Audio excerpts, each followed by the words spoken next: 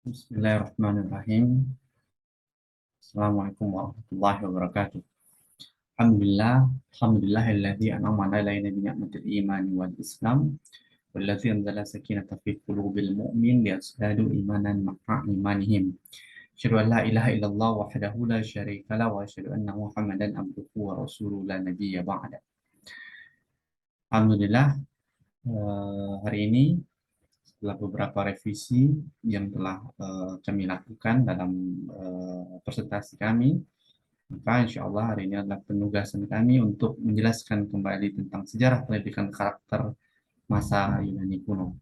Ini merupakan revisi kami untuk penyelesaian tugas kami dalam pendidikan karakter. Maka kami dapat amanah sebagai menjelaskan tentang sejarah pendidikan karakter masa Yunani kuno. Maka kita kembali lagi kepada sejarah dimulainya penduduk bangsa Yunani.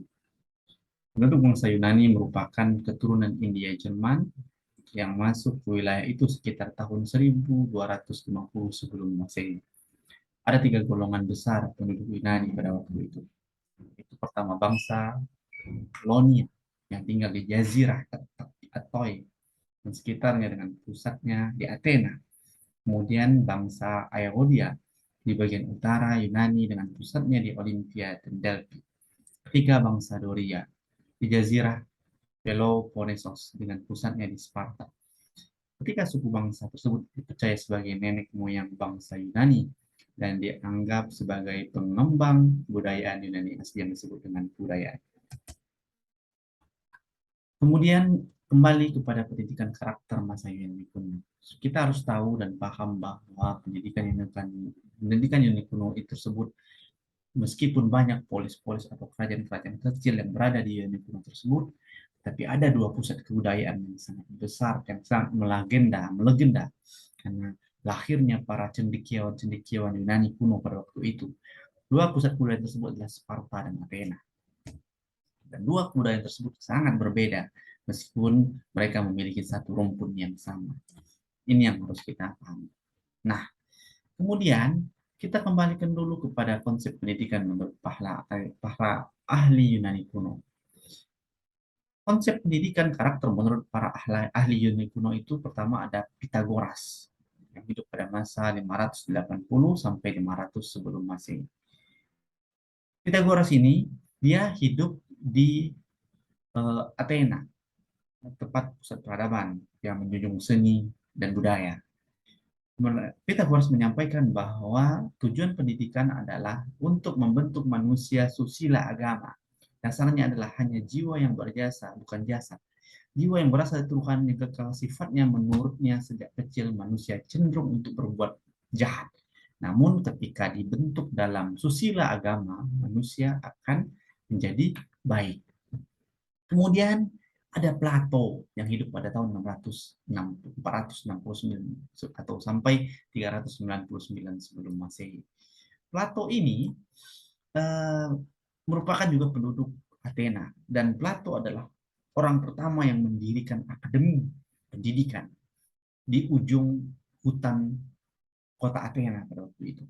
Nah, pada Plato menjelaskan makna pendidikan itu ada tiga hal yang harus diselesaikan. Yang pertama, pendidikan harus mematuhi kebutuhan-kebutuhan warga negara yang sudah maju. Maka menurut Plato, pendidikan adalah sebuah kebutuhan untuk warganya agar maju atau sudah maju. Kemudian pendidikan harus sesuai dengan tugas-tugas setiap manusia untuk berbuat kebajikan. Jadi tugas pendidikan tersebut harus dengan tugas-tugas di setiap manusia untuk berbuat kebajikan. Kemudian yang ketiga, pendidikan ada harus diajarkan olahraga, seni, musik, matematika, dan dialektika. Jadi Plato ini mendirikan pusat pendidikan yang bernama Akademia. Ini di hutan kota di Athena, dia mendirikan lembaga pendidikan pertama pada waktu itu. Kemudian ada Socrates. Menurut Socrates, pendidikan adalah untuk mengenal Tuhan lebih dekat lagi. Socrates beranggapan eh, Pendidikan adalah untuk mengenal Tuhan agar menjadi ukuran sesuatu. Dia percaya bahwa manusia mempunyai pembawaan untuk berbuat baik. Dan sedikit berlawanan dengan Pitagoras dan Sokrates. Sokrates berpendapat ilmu adalah sumber dari kebaikan. Kemudian Aristoteles, filosof Yunani yang sangat terkenal.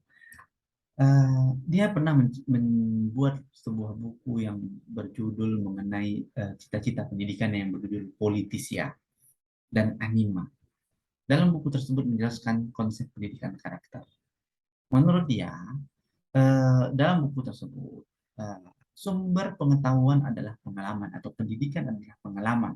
Pengamatan dengan alat indera, Aristoteles adalah bapak ajaran daya yang memberi jiwa dua daya pokok, yakni daya mengenal dan daya kehendak. Nah, dan setelah kita tahu para filosof-filosof yang terjadi pada waktu itu, maka kita harus paham di mana filosof-filosof tersebut berada. Dan filosof-filosof tersebut tidak berada di negara Sparta. Karena menurut Sparta, pendidikan karakter bagi negara terutama diarahkan pada pertumbuhan keutamaan moral sebagai warga negara yang memiliki cinta secara total kepada tanah air, menghargai nilai-nilai kekuatan dan kekerasan, mengutamakan latihan fisik demi kesiapan tempur dan ketaatan total pada tanah air atau patria. Sparta memiliki ciri tersendiri pada masa itu. Pendidikan diselenggarakan oleh negara dan hanya untuk warga negara merdeka. Pendidikan tersebut berdasarkan dua asas, yaitu anak adalah milik negara dan tujuan pendidikan adalah membentuk serdadu-serdadu pembela warga negara. Sparta beranggapan bahwa nasionalisme dan patriotisme terhadap negara harus ditumbuhkan dengan jiwa kesatria. Jadi dalam sejarah Sparta ini adalah uh, sebuah polis atau kerajaan kota yang gemar perang untuk menaklukkan kekuasaan. Dengan berperang tersebut, mereka mendidik anak-anak Sparta menjadi prajurit-prajurit yang akan dibawa ke medan perang. Karena tujuan pendidikan adalah membentuk serdadu-serdadu pembela warga negara. Kemudian berbeda dengan Athena. Athena pusat pendidikan. Sebagaimana lahirnya para filosof-filosof yang telah saya sampaikan tadi, maka Athena beranggapan bahwa pendidikan karakter tumbuh lebih kompleks yang meliputi berbagai aspek, bukan hanya dalam militer saja. Sebagai negara, Athena tetap mengembangkan pendidikan kemiliteran sama dengan Sparta. Namun untuk menumbuhkan suatu negara yang memiliki nama besar, Athena juga mengembangkan pendidikan yang berfokus pada pengembangan pola pikir manusia terhadap segala aspek kehidupan melalui pembelajaran musik dan kesusastraan. Pola pikir manusia dikembangkan, tidak ada batasan lagi antara miskin dan kaya. Semua mendapatkan kesempatan untuk menempuh pendidikan yang layak, sehingga sumber daya manusia di Athena lebih berkembang secara merata. Meskipun perencanaan pendidikan di Athena masih sering tidak konsisten. Terlepas dari itu, pendidikan di Athena telah mencapai dua aspek yang penting dari manusia, yaitu jasmani dan rohani atau pola pikir. Dan Athena lahir filosof-filosof besar seperti yang saya sebutkan tadi, bagaimana mereka menemukan konsep-konsep pendidikan karakter dan menjadi acuan pada saat sekarang ini. Maka dari kesimpulannya ada dua kota pada Yunani kuno yang memiliki pusat peradaban, tetapi berbeda dalam pemahaman konsep pendidikan karakter. Yang pertama adalah Sparta. Menurut Sparta adalah anak adalah milik negara. Tujuan pendidikan untuk anak adalah untuk membentuk serdadu pembela negara dan warga negara. Konsep pendidikan yang diterapkan oleh Sparta berlandaskan pada militeristik. Berarti pendidikannya adalah militer. Kemudian Athena. Athena membentuk anak menjadi warga negara yang kuat secara jasmani dan rohani yang harmonis, tetap secara jasmani dan rohani. Namun harus selaras. Mata pelajaran tersebut juga berupa kesenian, gimnastik, dan musik dan kerohanian. Dan filosof-filosof lahir di Athena. Oleh sebab itulah Athena menjadi pusat peradaban dan kesenian. Dan beberapa tokoh-tokoh Athena menjadi acuan dalam pendidikan karakter kita pada sekarang ini. Maka alhamdulillah tadi merupakan penjelasan dari pendidikan karakter masa Yunani kuno. Semoga bermanfaat. Mudah-mudahan Allah berikan taufik dan hidayahnya kepada kita semua. Wallahu a'lam. a'lam bissawab. Assalamualaikum warahmatullahi wabarakatuh.